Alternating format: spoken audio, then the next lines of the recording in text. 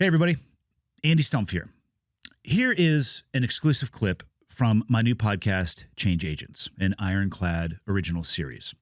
New episodes drop every week, so subscribe on YouTube at This Is Ironclad or wherever you get your podcasts, also available on audio-only platforms. We got on the birds, and I remember coming into land, and your team leader, when you got hurt, was actually my troop chief that night. Yeah. Man, he's a stud. He is a fucking stud of studs. We were getting shot at pretty bad coming in. And, oh, yeah, there was an argument about, and this is a tactical thing, but there were some arguments about tactics and how we should approach this whole thing. And I was a big one for being aggressive and, hitting them hard, which turned out, it was funny because I was in the hospital, I don't know, a month later, 3 weeks later. Some of the big high-ranking people came in to visit me and all that. And they were talking about, what a stupid decision to do. I'm like, well, actually, that was me. Thank you. Appreciate the feedback. Yeah, my tactical decision. Yeah. Anyway, yeah, we thought we were going to the Y, and we ended up on the X birds, and it was a handful. And so it took us a little bit of time to get moving. And you know the deal, man. Hostage rescue is it's tough, and I think it's the hardest. And so you have to know who's who in the zoo. You can't just sling ammo around. You have to be smart. And so we started moving through these structures. I ended up getting to a place where we had to split up. So I took myself, one other shooter, and then Mike and his dog Remco, and we kept moving pretty good. We actually were headed almost south. Winds were out of the east. It's funny what you remember. And we ended up running into some civilians. We actually got into a little bit of a fight for a second. Kept moving, and then I saw something from one of the overhead assets that indicated, and I could look probably about 400 or 500 meters away. There were two dudes moving with some heavy stuff. I could see two dudes for sure. And we'd been shot at by RPGs, at AKs, and of course PKMs. These guys were definitely heavy. And so I saw the light, and I was like, all right. We had just had a run-in with some civilians, kids actually, and I moved them out in the field, threw chem lights around them, and talked to the overhead asset that, hey, there's kids here as we're moving through. Because you know the deal. Those bad guys don't give a fuck. They just, if they're getting shot at, they're just going to spray. They don't care. So right after we set those kids down, that's when I saw the shooters. So we took off, and I didn't know they were shooters. I could just see dudes carrying heavy stuff. The environmentals were tough for nods. So I lined the dog up in the direction, kind of where the last place I saw him, and we were into the wind. So we were moving east, and I was watching the dog, and, I'd done this very thing more than once successfully. And knowing that the dog was going to give me a good indication and that the dog is quick and hard to shoot. So I basically made a bet that we could get to those guys, close on them, figure out who's who in the zoo while they're paying attention to the dog, and do what we need to do. Turns out that wasn't the case. We got to basically the edge of a ditch, kind of a little bit of a rise. I saw the dog's body language changes. He got big. His tail went up. I knew it was going to be on probably 10 meters from the ditch. I could see him, and he starts moving quicker. And so I'm right on him.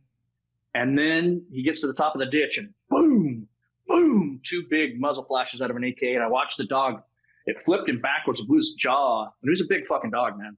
And he blew backwards, and I started shooting the guy who had been shooting him. Because of the muzzle flash, I could see it definitely wasn't Bowe Bergdahl, And so I started filling him in. And his buddy, I remember yelling to Mike, get the dog back. I'm shooting him, and I was shooting with an MP7. It's funny, man. Heads don't move much when you hit him in the face with an MP7.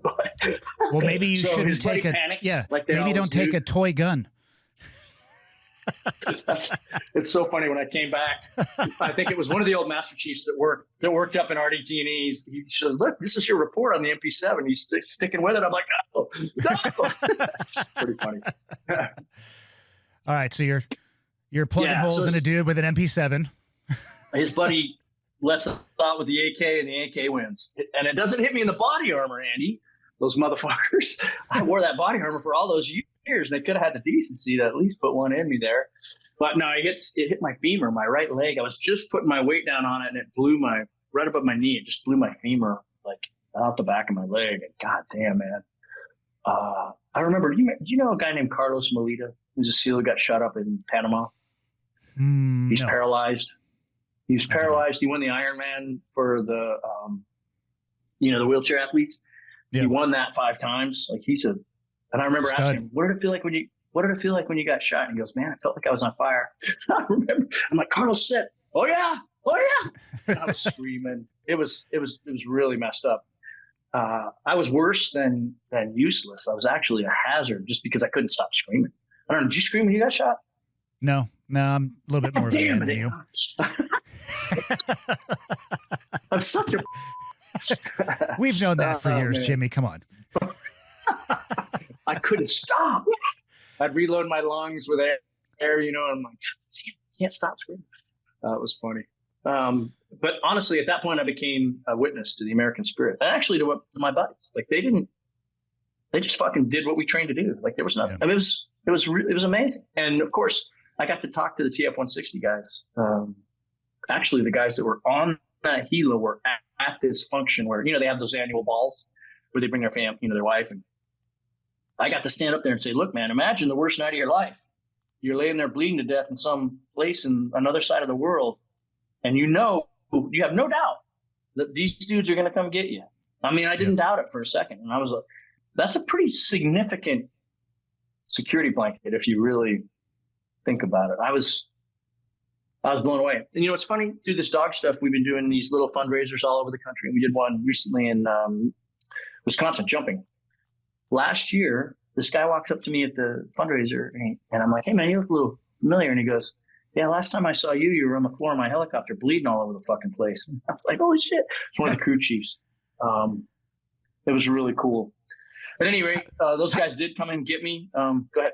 How do you think it would have played out if the dog wasn't there and you utilized it the way that it did, or the way that you did? Would they have had the jump on you? 100%. Yeah. They saw us coming. They had to have seen us coming, or at least heard us. We're in a poppy field, and they had harvested it, and it was in July, so it was like walking on fucking potato chips. You know what I mean? It was loud. Yeah, that's horrible. And truthfully, it was a full moon, and there wasn't a lot of wind. Yeah. So you know the deal. It was not a good deal for us. I think had we not had the dog, we would most certainly be dead. Okay. Most certainly. And we're lucky. We're very lucky. And Remco, he paid the price for it. And so he's part of the catalyst behind, the whole Spikes Canine Fund thing. That was going to be my next question. I mean, obviously there was a lot that happened, and you and I had run into each other sporadically after you had gotten hurt. Because I remember you're like, "Hey, man, you have nerve damage. I have nerve damage. When does this go away?" I'm like, "Yeah, never." You're like, "Fuck, that's not the answer I'm looking for." Yeah, exactly. It was a lot, and that's a 5-hour episode in and of itself. But I can only imagine that what happened with Remco and your experience with the dogs had something to do with you wanting to found Spikes Canine. So what is it, and what are you trying to do with it? Yeah, so basically, after I got out of the mental health institutions and out of the Navy, I really struggled to find a place where I could feel like I was, that my heart could be in it. And I worked for a couple of different places. It wasn't working. So I went to the police department that had come to my house the night that I got suicidal and had taken me,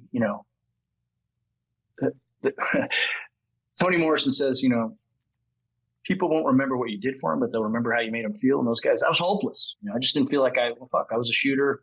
Yeah. I had no fucking ability to do anything else in this world. And I don't really want to do anything else in this world. So fuck it. Those guys, just by their conduct and their kindness, and they could have fucking tased me. And I was hoping they would. I wanted them to shoot me. Like, I was like, all right, I didn't have the sack to pull the trigger. So when those guys get here, they're going to want to be tough guys. And I fucking like violence.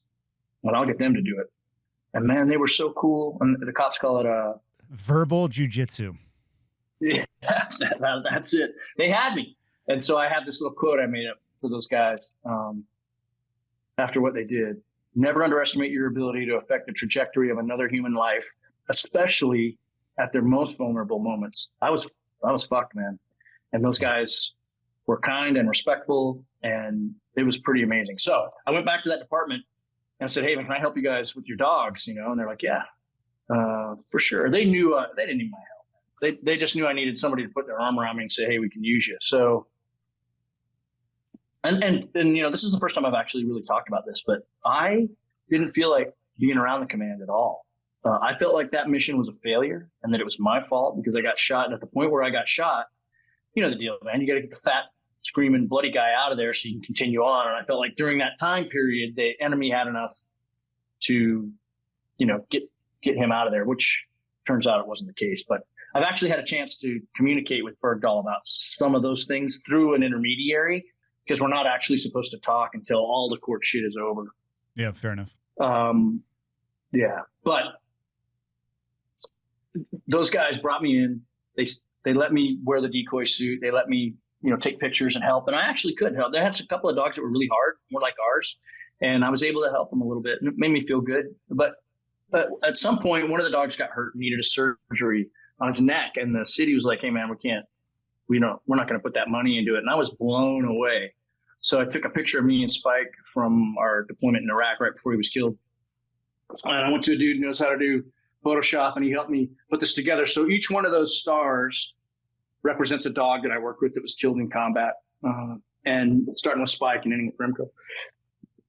I put him on a sweatshirt, got on social media, and just said, hey, I'm trying to raise money for a dog that needs a surgery. And a lot of people like dogs, turns out. I made enough. Yeah. I made about $6,000, and it was enough to send the dog down to NC State to get his surgery and then pay for the officers' travel.